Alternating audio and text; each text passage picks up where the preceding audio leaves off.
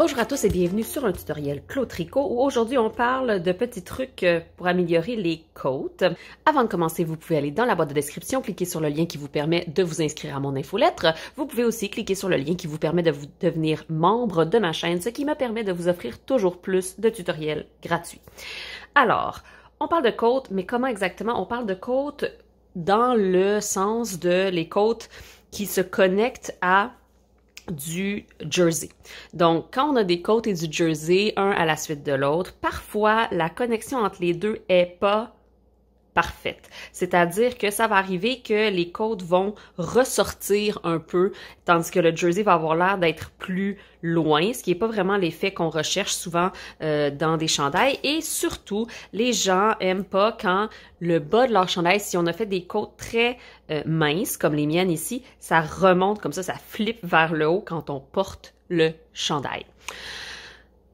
Deux trucs pour ça. La première chose, c'est qu'habituellement, les designers de patrons vont vous demander de réduire la taille de vos côtes, de vos aiguilles pour faire les côtes. Et c'est une des raisons pour laquelle on vous demande de faire ça. C'est parce que les côtes prennent plus d'espace que le jersey. Et donc, si on garde les mêmes aiguilles, ça va faire une espèce de tulipe à la fin, ça va ouvrir les côtes trop.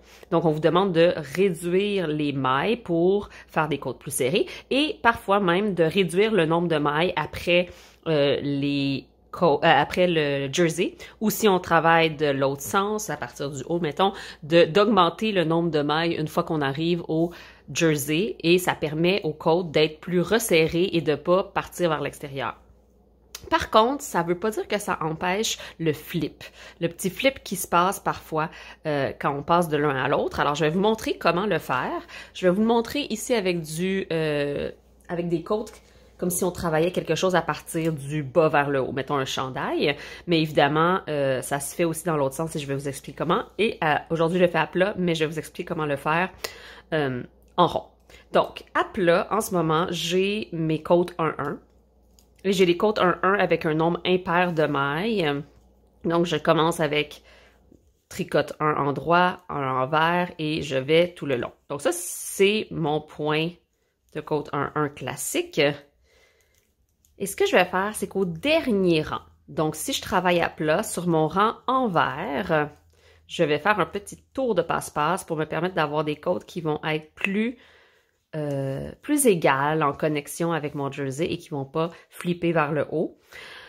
Quand je vais retourner mon travail pour travailler sur l'arrière, j'ai une maille envers en premier ici. Donc, je vais commencer par ma maille envers comme à l'habitude. Donc, maille envers, loup. Et ensuite, je vais venir me faire ma maille endroit aussi comme à l'habitude, mais à partir de maintenant, je vais glisser chaque maille envers avec le fil devant. Donc, j'ai mon fil devant, je glisse ma maille envers et je ramène derrière et je fais ma maille endroit. Donc, chaque maille envers est glissée, oups, ramener devant, endroit, glisser comme pour tricoter à l'envers, ramène derrière, endroit.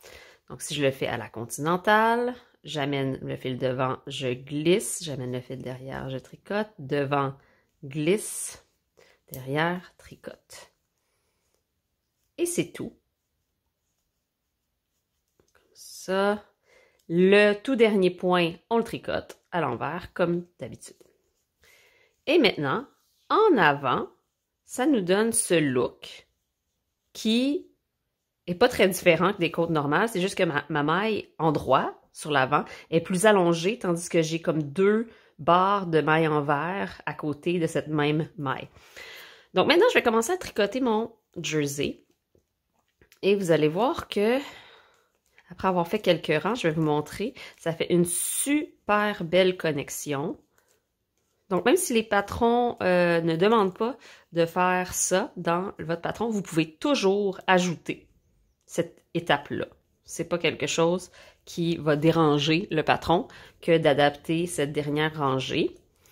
Si vous étiez sur un patron travaillé en rond, comme vous faites toujours face à l'avant du travail, vous n'êtes jamais sur l'arrière du travail, sur le dernier rang, ici, quand vous arrivez sur le dernier rang de votre tricot, vous allez tricoter les mailles envers comme d'habitude et vous allez glisser les mailles endroits avec le fil derrière.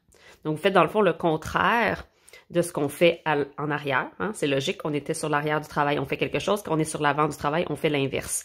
Donc, si vous étiez en travail en rond, on ferait glisse 1 avec le fil derrière, tricote 1 envers, glisse 1 fil derrière, envers, glisse 1 fil derrière, envers, etc., jusqu'à la fin du rang.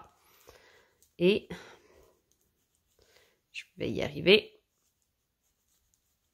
On peut faire cette même technique avec des codes 2-2, avec des codes 1-2, avec des codes 2-3, 3-3. On peut le faire pas mal avec n'importe quel type de code.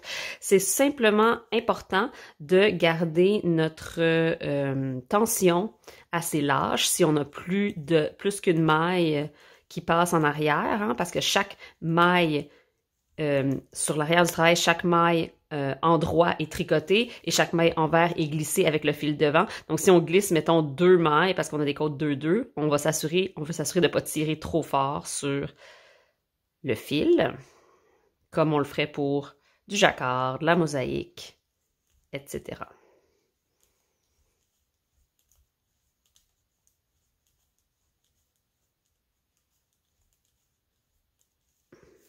OK.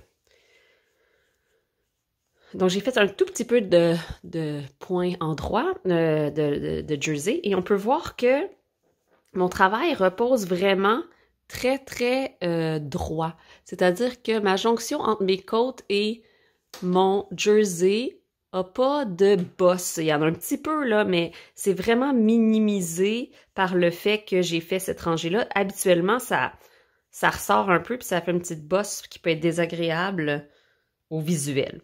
Donc, ça, c'est pour à partir des côtes vers le jersey. Évidemment, si on fait le contraire, si on a du jersey et si on s'en va vers les côtes, on peut faire exactement l'opposé de ce qu'on vient de faire. C'est-à-dire que si je vais faire des côtes 1-1, je vais tricoter ma première maille. Habituellement, je viendrais tricoter envers ma deuxième maille.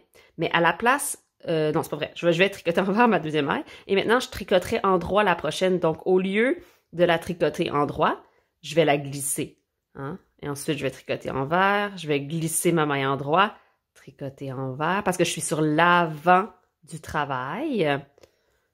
Ici, voup, voup, comme ça.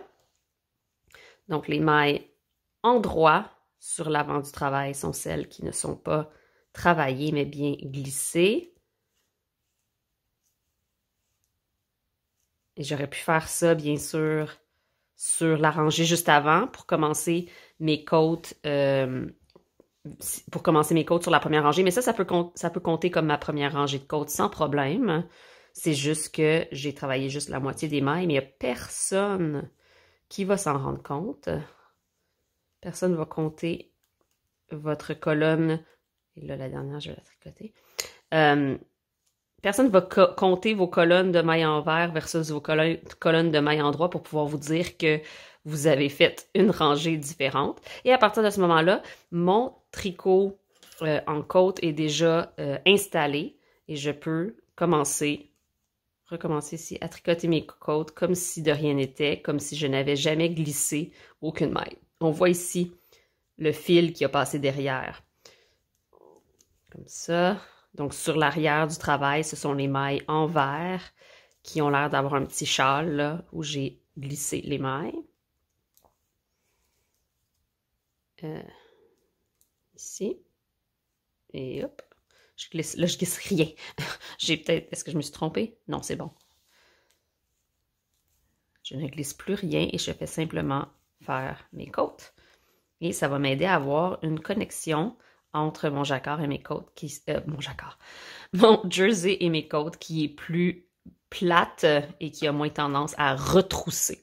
Et voilà, c'est pas plus compliqué que ça. J'espère que vous avez appris un petit truc ou deux. Si vous avez aimé cette vidéo, n'oubliez pas de mettre un petit pouce en l'air ou même de vous abonner. Ça me fait toujours un grand plaisir. Bon tricot!